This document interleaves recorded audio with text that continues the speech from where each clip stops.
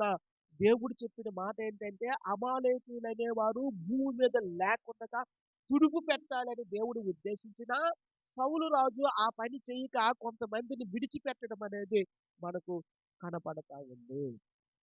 బహుశా అటువంటి వారిలో ఒకడు హామాను అయ్యుండొచ్చు అని ఇక్కడ మనకు తెలియచేయబడతా ఉంది. విశేషం ఏంటంటే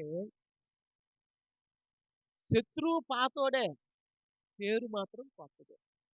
old enemy but new name.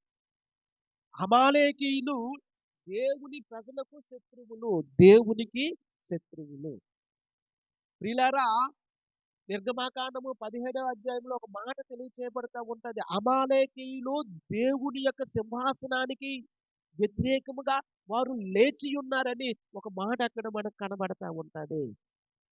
కనుక ఒక సంగతి ఏంటంటే అమాలేకీయులు దేవునికి శత్రువులు.